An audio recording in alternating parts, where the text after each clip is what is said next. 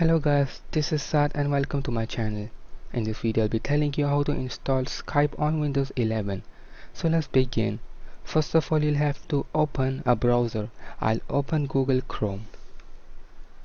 Now just type in the search bar Skype and then click on the first website.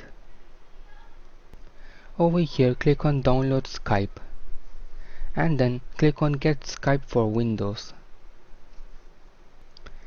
As you can see over here, Skype has downloaded.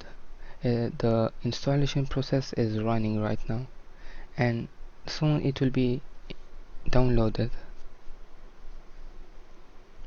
Now you'll have to click on it and then click on run. Now just click on install and just wait for it to install, and soon it will be installed. Hope this video would have helped. For more similar videos you can subscribe to our channel. We'll meet in the next video. Till then, peace out.